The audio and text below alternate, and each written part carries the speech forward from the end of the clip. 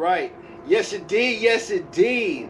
I'm here for the first of many to come of the Shelter in Place Blessed by Influence series.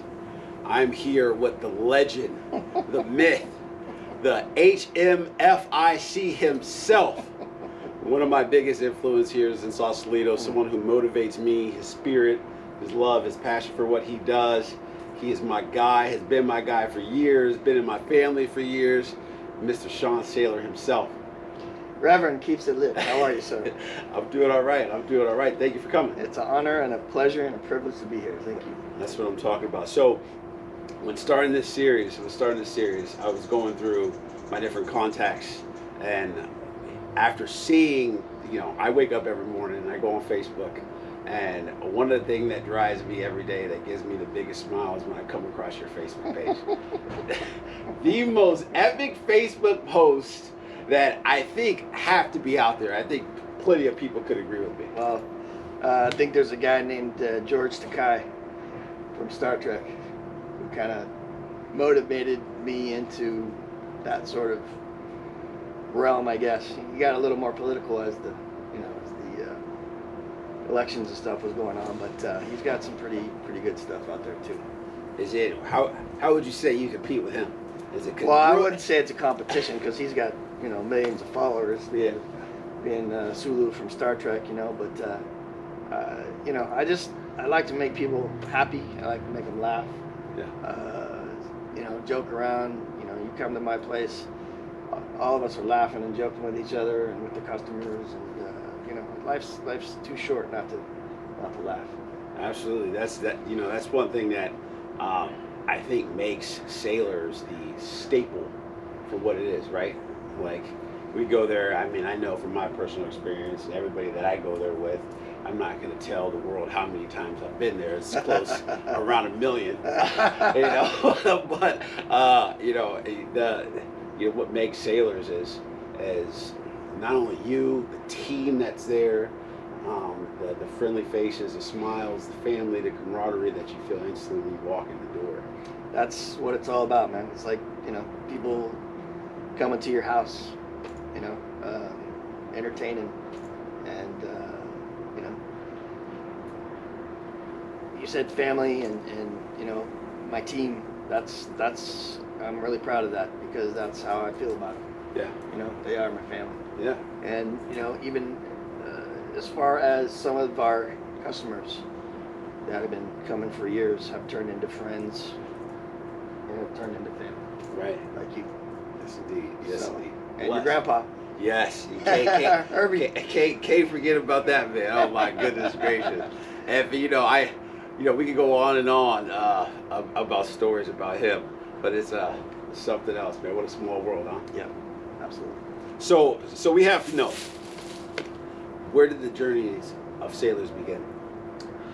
As a 15-year-old kid, as a dishwasher, working at Red Boy Pizza in Larkspur was my first job, and by the time I was 18, I was manager, going to college at the time, and didn't really know what I wanted to do, but I loved working at the restaurant, and I started taking Spanish classes at College of Marine, and that's where my, being fluent in Spanish started, because that's kind of when I started, is when the Latinos started to come into the restaurant business itself. Yeah. And I had this one guy that didn't speak any English at all, so I tried to communicate with him. Yeah. But yeah, that's really where it started, as a dishwasher, and then cook and manager. I got tired of pizza, so how can you get tired of pizza? But every day for 5 years, right. 5-6 days a week. So I wanted to learn more and learn how to cook, be a light cook. Yeah. So went to Italian restaurant in San Rafael called Salute, and just kind of worked my way up from there. Finally ended up figuring out at the ripe old age of 27 what I wanted to do. Yeah. And I went to the California Culinary Academy in the city. Yeah. Did the program there, and went back to a restaurant that I was working at previously, and they ended up closing. and had the opportunity to open my own place. That's awesome. In '99. And that place, that was Sailor's. That was Saylor's Landing. Nice. Yeah. And Sailor's Landing was over. That's down the street from Molly Stone's. Yeah. Okay. Yeah. Okay. Sweet. And the funny thing about that place is, back in the '80s, it was called Marina's Bar and Grill, and my parents used to go there every Friday night for dinner. So I knew that place, and never expecting to even open my own place, let alone that particular spot. But so that had some history and meaning to me as well. Nice. So you started. So you went from an Italian kitchen. Mm-hmm. What prompted and motivated the Mexican cuisine? So we had Saylor's Landing for almost 9 years, and we were having a landlord dispute. The spot where we're at now was Guernica. That was a Basque restaurant. Okay. And they were there for over 30 years. Between the time we opened Saylor's Landing and the time that Saylor's, now called Restaurant and Bar, opened, there was Margaritaville here in town. Yeah, I remember that. And they had closed. So there was really no Mexican restaurant. There was the little Salsalito taco shop that was here, but no, full sit-down restaurant. And having mostly Latino staff, it was a no-brainer Yeah. to open, Mexican restaurant. Right. Man, that's awesome because it fits. I feel like knowing you and it being family to you, I feel like I couldn't picture you doing anything else. I feel like it just fits. Yeah.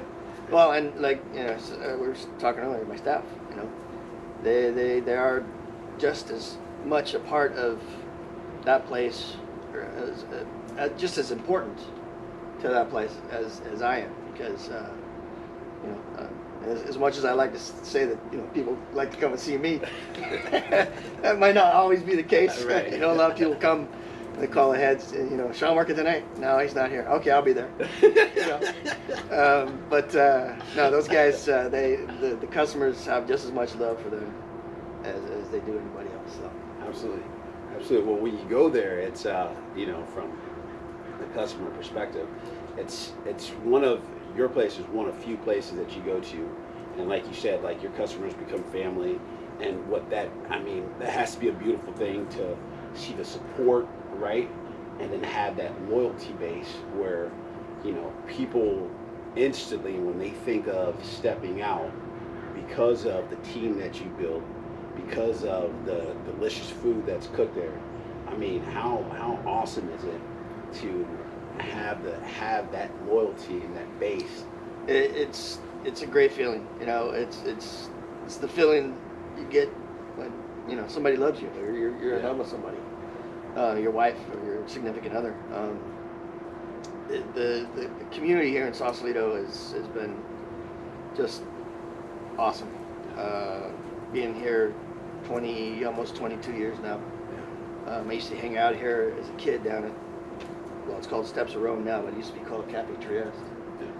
And my buddy's dad had a boat there in the marina behind it, and we'd go hang out on the boat, do stupid things, as teenagers would do. And but I've been coming to Sausalito since I was a kid, and my other friend Nick, his parents owned the restaurant where Avatars is. Okay. It was called Cafe Med, and that was a family-owned business. His dad was the chef, and I'd help out there every now and then in the kitchen.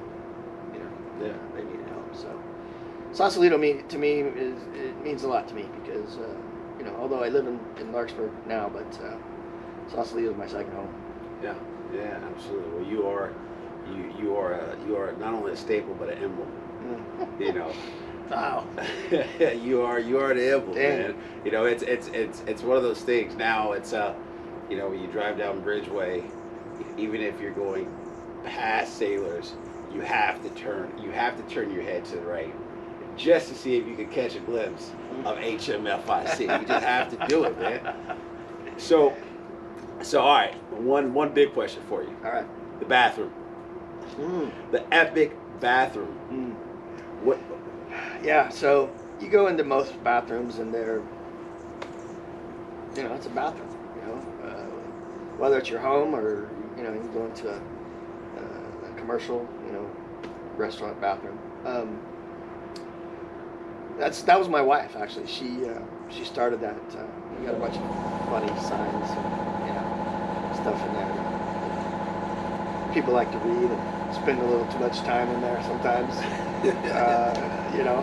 But yeah, that was her. She started that and found all these little funny sayings. And just screwed them into the wall. The rest That was is it. history. Yeah. One of the most. I'm one of those people. I'm definitely guilty of spending too much time reading and also taking pictures of some of the signs so I can use it elsewhere. Yep. I am definitely guilty of that. Yep. So every Friday, being the staple and seeing what you've built, we get to 2020. Yeah. Okay, a wise man once tells me, a wise man always reminds me on Mondays, MF Mondays. I think we could all agree, MF 2020 as well. MF 2020. Yeah. Pandemic comes. Not MD 2020. Right. MF 2020. A lot of people probably don't know. Actually, a lot of people do know what MD 2020 is, but I guess a lot of people younger than myself probably don't know what MD 2020 is. I think like the last Anyway, Wave City. Yeah. Yeah. I've never had it. I know and I don't even know what type of alcohol it is. If it's a liqueur or it's a beer or I don't know. I never had it, so I know enough to stay away from it. Right. And which I wish I was given the disclaimer. Pretty much MD 2020 is a headache in a bottle. There's medicine and then there's a headache in a bottle. That's a headache in a bottle. And you got to take the medicine after. Right, exactly. So 2020 hits. Mm-hmm. The damn pandemic. Mm-hmm. What has that done to you? Oof. Well, I think it's given us all a little bit of PTSD. Yeah, no doubt. It's something that I think could have been prevented a little better. Maybe not. I'm not a scientist. I'm not a doctor. But I think people can do better. Yeah. With, how it's transmitted and whatnot. Keep the distance. Yeah. Wear your mask. Yep. As far as the restaurant goes, we pretty much shut down all everything except for takeout. Yeah. My front of house staff lost their jobs for 3 months, from March to June, I think it was. We got as much help as we could to try and get us all through that, get them through that. Rotate staff, and of course we had to cut hours and other things, for the staff that was there. It's been hard, man. There's days, and I'm a pretty happy-go-lucky guy. I like I said, to laugh, smile, have fun, and there's been some days that I didn't want to get up. Yeah. But I have to. And I have to for, my staff and my family and my customers. Yeah. My community. Right. That's what keeps me going. Yeah. Keeps me motivated. Yeah. In what I would call a pretty much unmotivating year. Right. Right. These past 9 months. It unfortunately, but fortunately, it kind of makes us dig deep. Right. Yeah. Just like you said, kind of having to find that motivation, even just to get out of bed when everything is kind of depressing after the big hits. Yeah. That we take. Yeah. Right. So adjustments. What adjustments has this time forced you to make? Mostly my attitude. Like you said, dig deep and keep positive and keep going as best as we can. Yeah. Try and keep my staff, busy.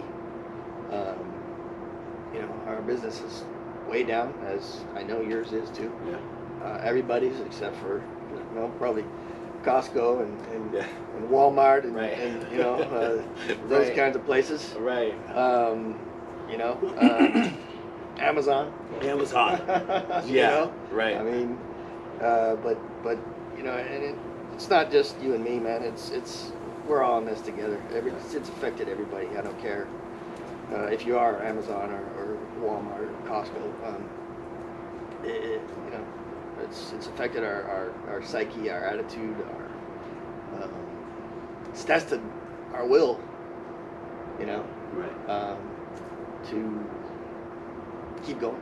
Yeah. And we'll make it through to the other side of this, and we got the vaccinations coming, and hopefully that's going to be helpful to get rid of this virus. But just got to keep positive. Absolutely, yeah. Throughout these times, it's kind of one of those things of staying positive is something that's, is definitely something that we're going to remember, like even in the future from this time, like finding the energy to remain and stay positive is going to be something that we look back on and just go, hey man, if we all could make it through this, when we all make it through this, let me say that, when we all make it through this, it's going to be one of those things where I hope personally that people look at what they might have taken for granted in the past, right? Yeah.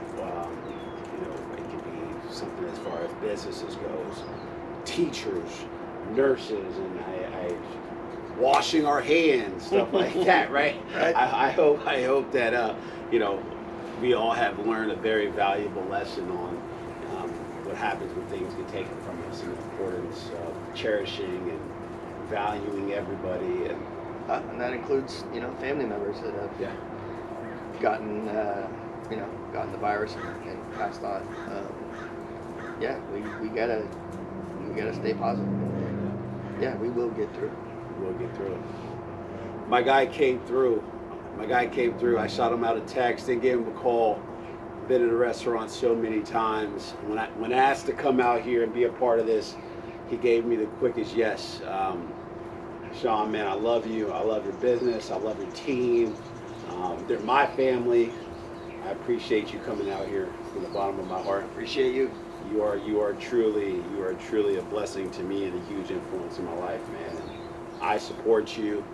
The rest of you, go out there, keep supporting my guy, keep supporting Saylors, as we support all of you as well. And let's get through this.